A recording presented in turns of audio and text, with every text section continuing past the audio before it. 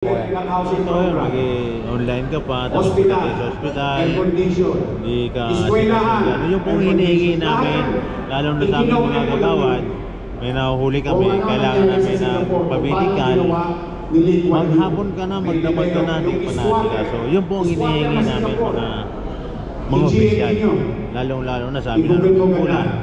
May mga nahuli kami na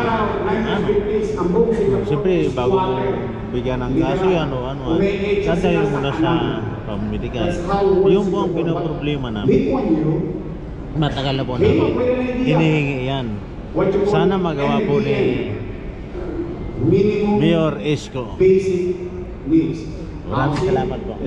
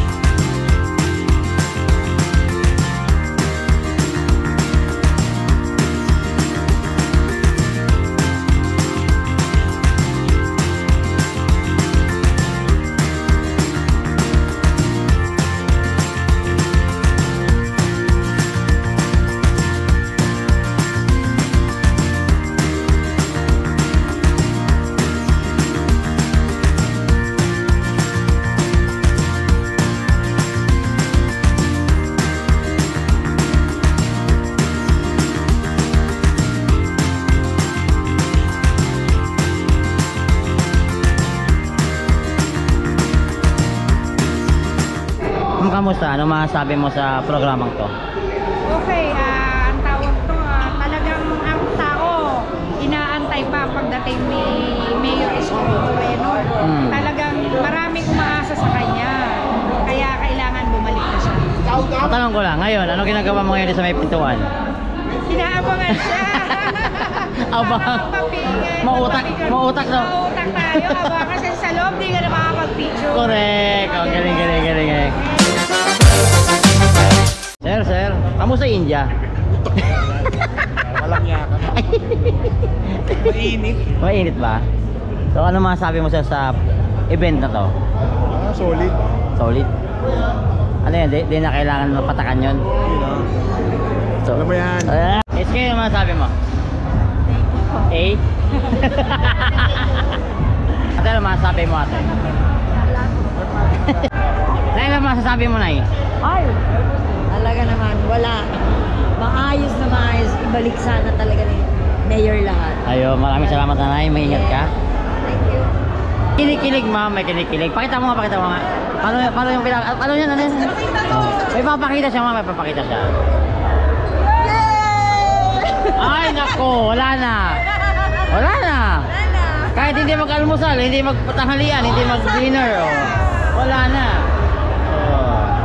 Sana all. Lahat ng picture na nandyan pa rin sa akin. Oh. Ay, Ma'am Shea, matanong ko lang. May sinasabi pala si Yorme about sa kay Robin Padilla.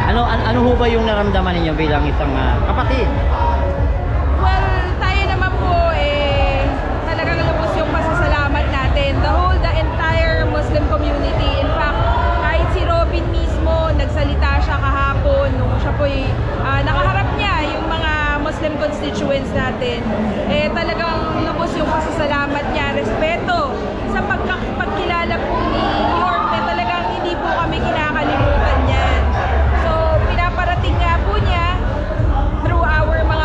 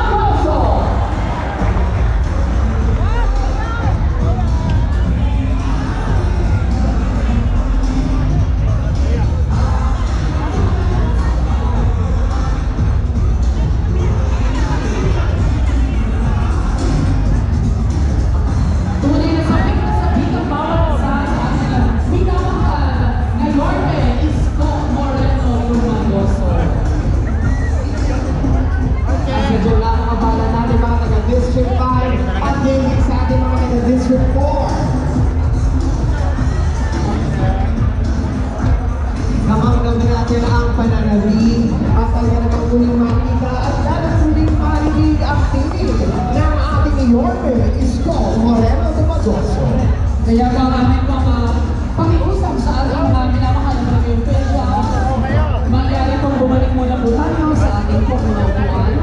Dahil sa gayon po ay mas malinaw at maayos po natin marinig ang kanyang mga tinig. At gamitin po natin our undersecretary ng DICT, our former councilor, at anak ng ating dating mayor Lito Atienza. Palakpakan po natin Yusek Ali Atienza!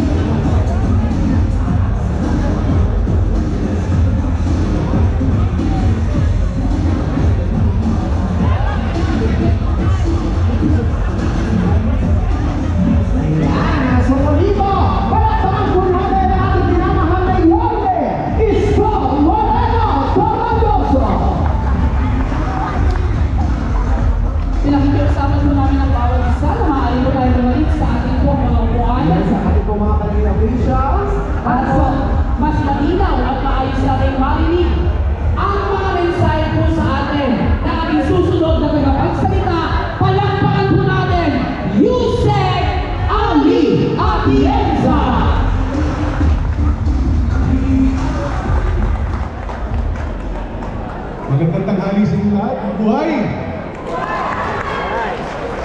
Alam niyo yung mga sinisigaw na mabuhay pag sinabing mabuhay. Yan yung mga kasama namin dati ba? Noong panahon na alkalde natin ito. Kasi buwan natin. Mabuhay!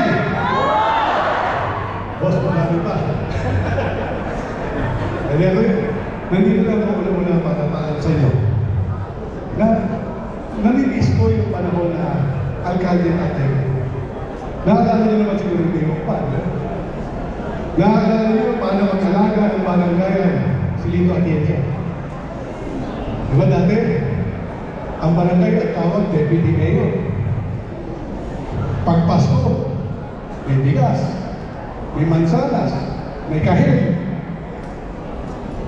Pag birthday, meron pa rin.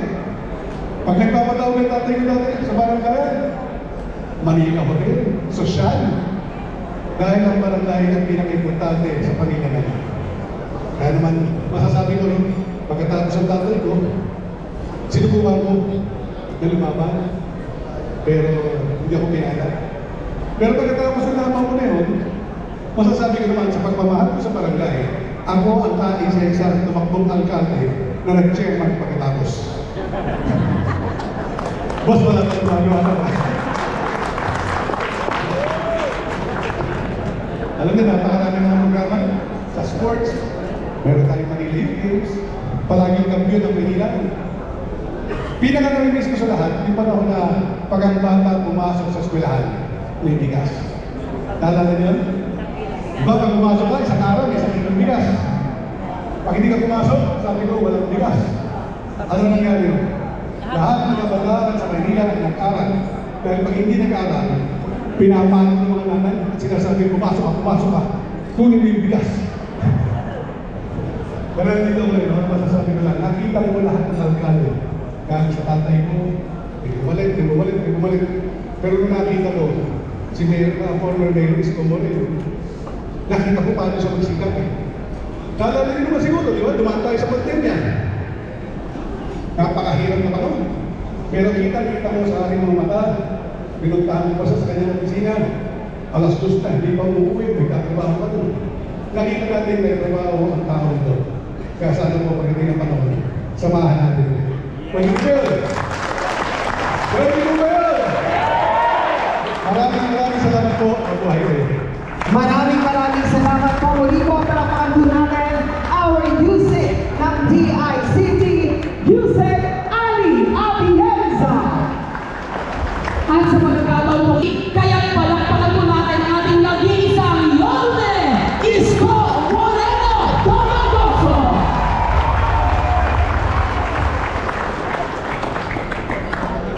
Wow! Hi! Hello! Salamat sa Diyos. kayong lahat, bagamat inambalos tayo ng bagyo. Hirap.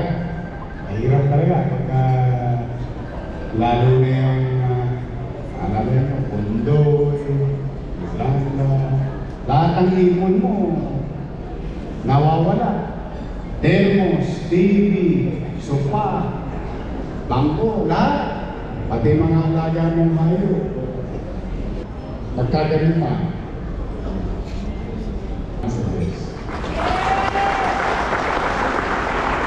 Life must go on. I love you. Hey. I love you. Anyway, maraming salamat sa pagtugon ninyo sa aking invitasyon. Meron tayong mga ilang ka-distrito rin dito sa ibang distrito na naawa naman ako talaga naman hindi sila makalabas ng bahay nila nung oras na dapat sila ay nandito. Kaya welcome din natin yung mga taga-ibang distrito, palakpakan natin sila. Sa tulad ng gabi, pipilitin natin yakapin ang kaya natin yakapin. Pahabain natin ang kamay natin at uunawain ang bawat kapwa. Ganun talaga. Kayo, mga barangay official, lahat iyayakap ninyo. Hanggat kaya ninyo, minsan bumubulot pa kayo sa pulisan ninyo. Pero pagkagaling pa man, ipinapakita nyo pa rin ang pagmamalasakit sa bagay na dapat naman tularan sa buong mundo. Tayo ang takbuhan ng bawat pamilya na sasakupan natin. So anyway, mabigat itong mga darating na panahon. Yan ang totoo. Alam nyo, mahal na mahal ko po si Boss Danny. Hindi yan kaila sa iyo. Lahat ng laban ng mga anak ni Boss Danny nakasama. Totoo. Malaki ang utang na loob ko kay Boss Danny. Kaya nga sa maliit kong kaparaanan, iniraos natin. Diyan naman sila, kahit pa paano, masaya ko para sa kanila si Dennis Lacuna, Philip Lacuna, Lay Lacuna, si Fox, ang asawa ni ate, si ate Hani, pwede naman na sila. Kumbaga, bakit nila binago yung batas? Bakit yun? Totoo ba nababalitaan ko hindi na nakukuha kapag wala sa payout yung sila?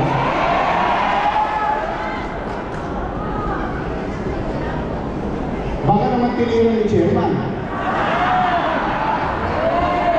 Ano siya? Ano bakit? Kaya ka hindi mo? Madalas pagbintang si chairman. Hindi naman kasalanan ni chairman yun. Unang-una, wala namang tanang si chairman. Ang tanong ko, pera ba yun ng taong bayan? Opo. Inupos ko. Hindi sa kalsada, ang makinabang, yung mga lolo't lola ko na lamang, nanay-tatay ko, mapakinabangan man lang nila. Alam niyo kung magkano yun? Alam niyo kung magkano? Magugulat kayo. Maling-anda lang to ha. 500 lang to. 150,000 divided by 2. 75 million a month. Almost 1 billion pesos every year para sa mga lolo't lola ko. Ano? Pag nilagay ko sa kalsada, okay naman. Tuwan-tuwa yung gulong. Tama ko ba? Pag nilagay ko sa bulsa ng lola ko, may mabubunod siya. Metformin, losartan, o kaya ipapasya niya ako. Nakadali ako ngayon ng 1.5, 3 po. Halika, mag-jollibee tayo. Tama ba? Hindi ko maintindihan, iniwan ko na ng ganun eh. Bakit kailangan baguhin? Ando naman yung pera eh. Isusuli pa natin. Kaya naman si chairman, yung kwento ng isang chairman, alam mo, sabi sa akin ng lola, chairman naman, limandaan na lang, tinira mo pa eh. Kawawa naman yung chairman. Wala naman kinalaman nito.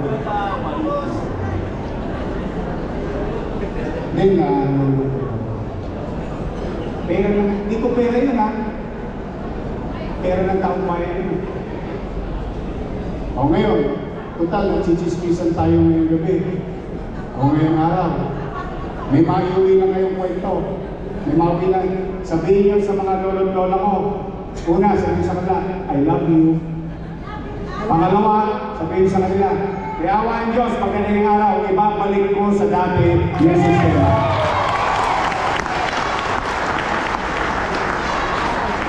Kung magkala kayo kayo si Juan na Miller, ibalik nyo na. Bakit ko inalis yung kwalifikasyon na kailangan botante? Alam nyo bakit ko sabi ko? Ang purpose niya, living allowance. Hindi tinitingnan kung mayaman, middle class, mahirap. Bakit ko inalis? Yung hindi botante, bigyan pa rin. Kailangan bigyan pa rin natin kahit hindi botante. Alam nyo bakit? May mga lolot-lol na tayo. 6 years na, 7 years na nakahirati. E di hindi na nakaboto yun. Tama mali? So dahil hindi na siya makaboto, hindi na natin sa bibigyan. Parang may mali yata doon. Parang hindi naman yata maganda.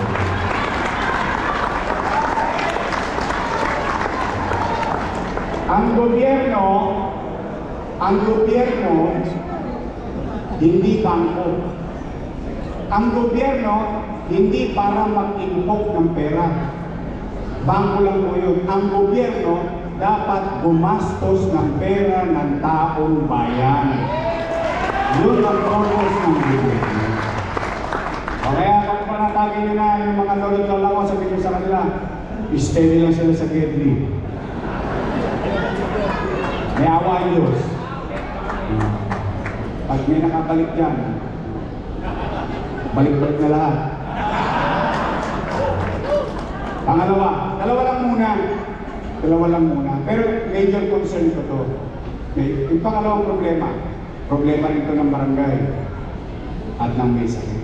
Hindi ko maintindihan bakit kailangan mag-online pa kayo para pumunta sa health center.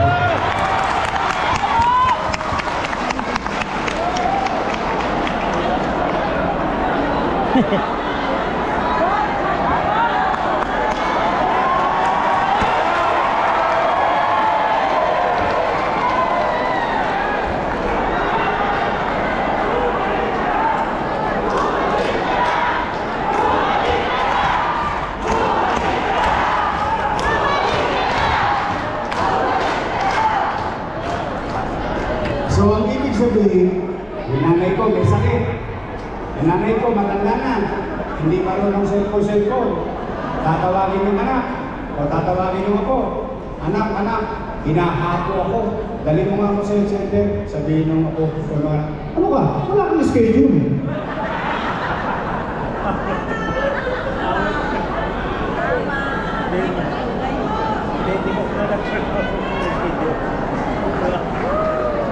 Hindi ko mag-gets eh. Hindi talaga ako ha. Alam nyo, hindi. Ako nangongopya. Hindi ako nagsinungaling sa inyo ha. Marami akong pinopya sa Singapore. AC, elevation, healthcare, jobs. So nangongopya lang ako. Ang duda ko, kaya ako nag-online, nangopya rin sila. Kaya lang, yung online, maganda yan sa Amerika, sa Europa, di ba? Eh, paano sa kanto ng San Andres?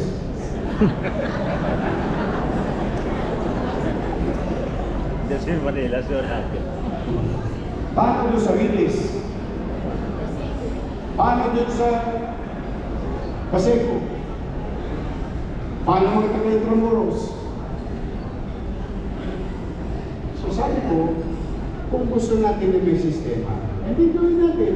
Puntayin natin yung tao, pag may naramdaman siya yung test mode, kukuha siya ng calcium, kukuha siya ng iron, para meron siyang vitamina, isulat mo pangalan, address, barangay, uwi na. Mahirap kayo? Sino yun?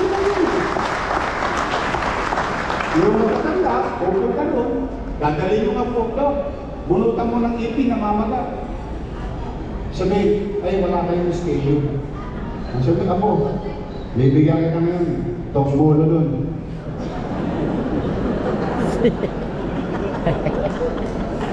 Okay, masakit ang ipin, hindi mo tumulo mo doon. Hindi, di ba? Parang, hindi, wala naman ako sinasabing masama. Pero, walang masama na makinig ka sa taong bayan paano pa sila nahihirapan maka-avail ng services. Because that's what you call governance. Eh, naluloko to. Pero sabihin nyo na yan sa kanila, pagdating ng araw, sabi niya Isa Sigera, pagdating wala yan. Manawa kayo, 1-2. Huwag sawa kayo kakapila dyan. Hanggat meron, maiuwi ninyo. Pag wala na, agampanan natin, gagawa natin ang paraan. Ganun lang yan. Simple. Kasi may mga bagay sa ibang bansa maganda, pero hindi ko maganda sa kanila, bagay sa atin. May binabagayan. Ang pangungopya, kumbaga sa classmate, kung okay lang, mahalata pareho kayo ng score. Mahalata ka ng teacher, parang bigla ka mag-recitation. Hands forward! Kagano'n ka ng teacher mo. Lagi ka. Di ba? Sa akin lang naman. But anyway, wala tayong masyadong issue lang to. Kasi ito medyo issue to. Dalawa lang muna. Para may maiuwi naman kayong kwentuhan sa barangay. Na meron naman kayong maiuwi na mapanghawakan ba? Kasi importante yun dahil tatanungin kayo eh. Ano ba napag-usapan? At least nawakan lang. Someday na lang. Someday na lang. Someday na lang. Pero ito naman, meron lang ako, may kompromiso na ako sa inyo. Kumbaga, sige, ayusin natin yan. Pwede ba akong humingi ng pabor? Yes! Pero personal. Hindi pang-taong bayan. Personal ko lang itong hiling. Makisusunod lang sa inyo. Pagpapasensya ka na dahil yung hihingi ko medyo personal. Kasi mahal na mahal ko naman talaga yan. Si Ate Hani, si Billy, si May, lahat sila buong pamilya niya dahil kay Boss Dando. Ang pag-iusap ko lang, sa akin lang to arbor ko na to. Huwag kayong magsasalita ng masama laban kay Ate Hani.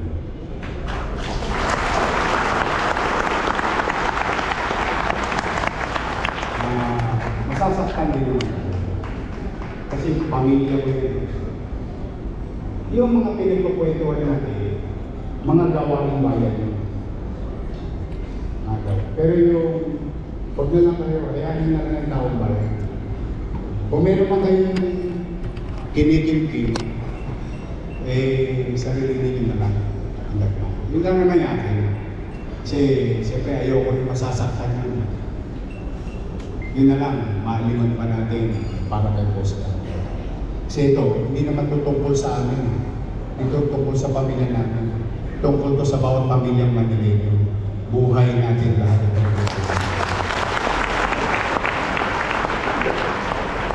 Pwede?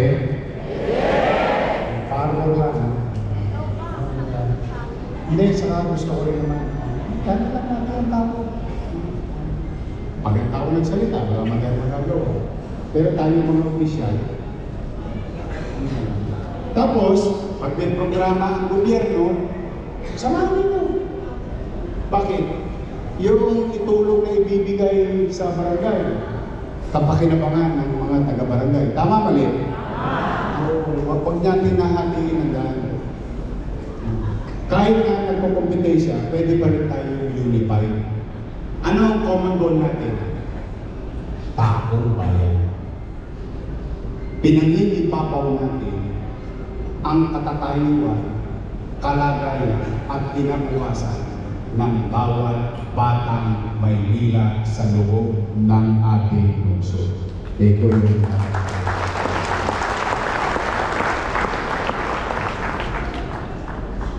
please.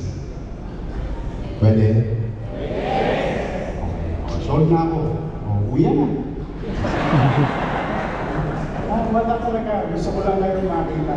At saka gusto ko rin-kumpirma yung mga nangyayari. So anyway, nandito yung mga kasama natin. Andiyan si Tolma. Yan. Atty. JP. Che Borromeo. Bobby. Espiritu. At syempre, huwag niyong makalimutan to, ha?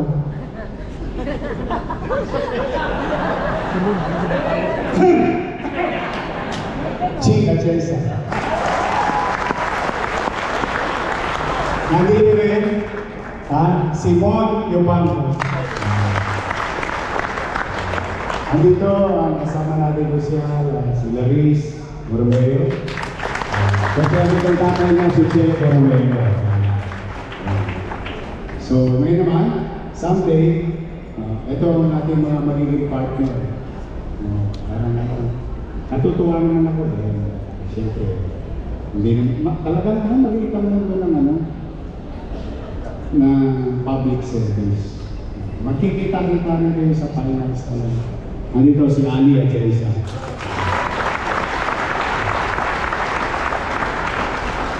Kayo ng baka. Malamang may tatanong pa kayong isa. Easy.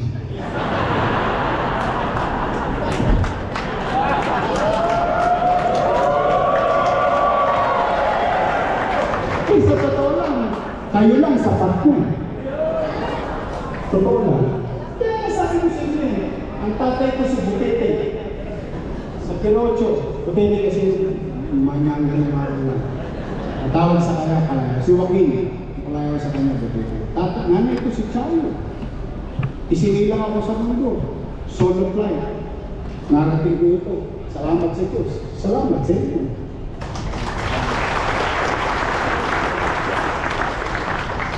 Kaya sana someday, pagkita-kita tayo. For the meantime, mag-ingat kayo pa uwi.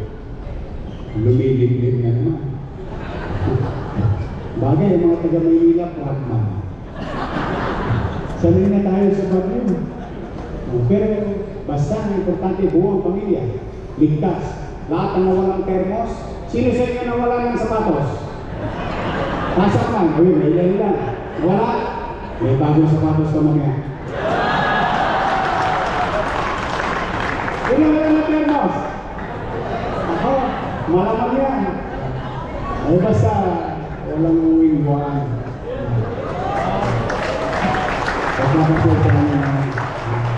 Pagpapasensya na kayo na kaya kasi ayaw ko lang kayo mag-aabono. Ay, kasa mo na mga XO? Ha? Yan, lagi yung kabilang kahit ang araw pa, di ba? Udoys!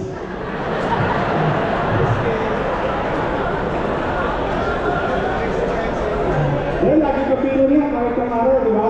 Yung mga tsema, mga kagawad dito dati, lagi natin sila sama. So muli, mag-ingat kayo. Maraming salamat sa pagtugon ninyo sa aming invitation. Mahal na mahal ko po kayo. Manila! God first! Thank you! Maraming salamat po. Hindi po palakpakan po natin. Yorme Isko Moreno Domagoso. Palakpakan din po natin Tolma Ignacio. Chief Atienza. Former Councilor Che Borromeo. Councilor Bobby Espiritu. Councilor JB Hizon. Councilor Bob Yubanco. And to Yusek Ali Atienza. Muli po